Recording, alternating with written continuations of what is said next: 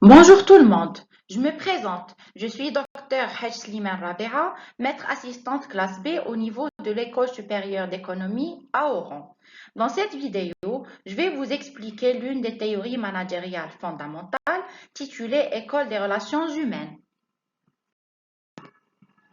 Dans notre cours, on focalise les différentes théories managériales de l'école des relations humaines ainsi que les critiques de cette école et voici notre plan du cours. Et on cible par le présent cours les objectifs suivants. Premièrement, extraire les principes clés de l'école des relations humaines. Deuxièmement, construire une vision générale sur les facteurs intangibles qui influencent la performance des employés au sein d'une organisation. Et enfin, évaluer les critères fondamentaux de cette école.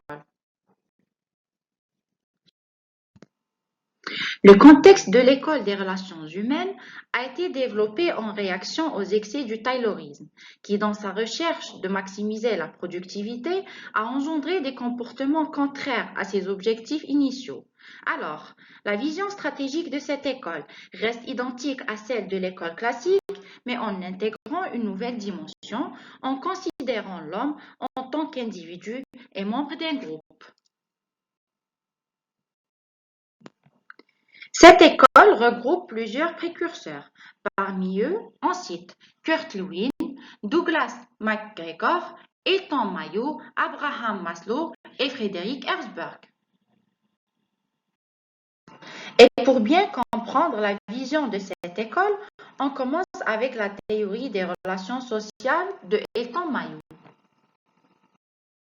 D'après son expérience, il a conclu que la quantité du travail accompli par un individu n'est pas déterminée par sa capacité physique, mais par sa capacité sociale. Autrement dit, son intégration à un groupe et le changement des relations sociales informelles entre les membres du groupe jouent un rôle très important dans l'amélioration de la productivité.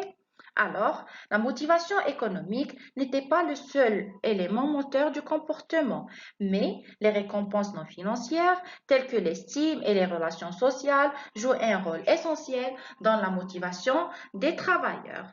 Et à la fin, il a conclu que les conditions sociales influencent la productivité et que la participation, la coopération ainsi que la discussion au sein du groupe de travail ont une incidence déterminante sur le comportement des travailleurs.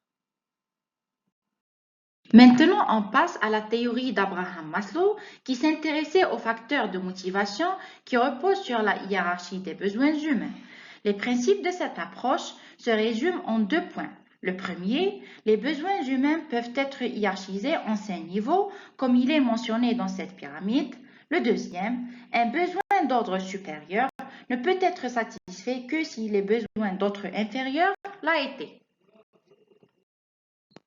Et concernant la théorie bifactoriale de Frédéric Herzberg, appelée également la théorie des motivations et des hygiènes, elle vise à expliquer ce qui motive les employés dans leur travail et comment cela influence leur satisfaction.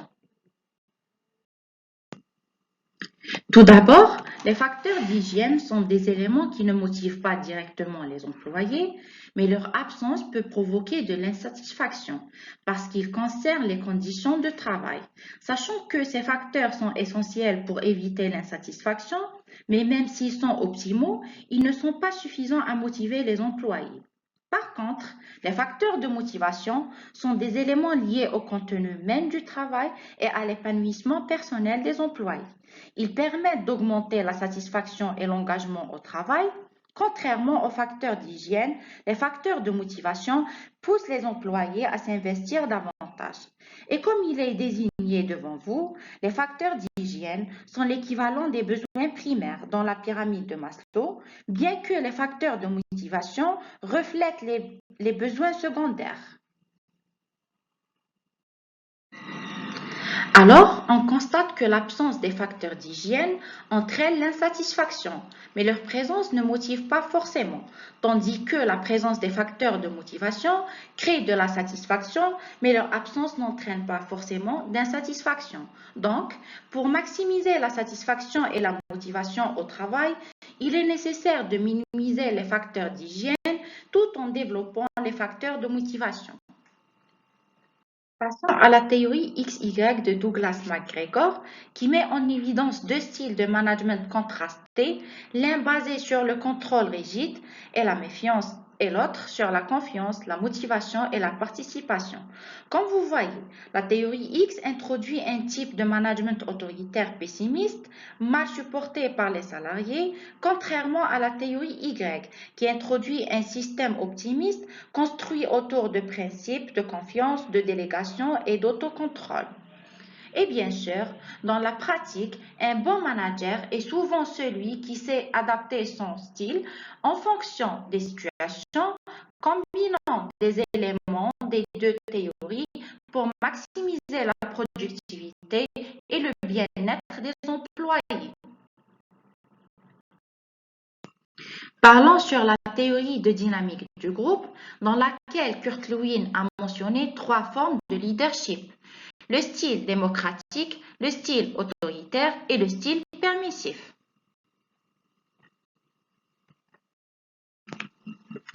Le premier reflète le type traditionnel du leadership qui décide seul, répartit les tâches dans le groupe et qui dirige par des ordres impératifs ainsi qu'il impose ses décisions. Le deuxième, c'est le style où le manager est à l'écoute, consulte, dialogue et encourage ses membres de participer aux discussions, propose des suggestions et même faire preuve de créativité avant de prendre les décisions. Il participe aussi à la vie du groupe. Et le dernier type caractérise un manager qui apporte ses connaissances mais n'intervient pas. Il s'implique faiblement dans un groupe et qui participe à un strict minimum aux différentes activités ainsi qu'il laisse les membres de son groupe s'autodiriger. Ce type de leader laisse à son groupe toute initiative. Si l'école des relations humaines a été révolutionnaire pour l'époque dans la psychologie du travail, elle a fait l'objet de nombreuses critiques.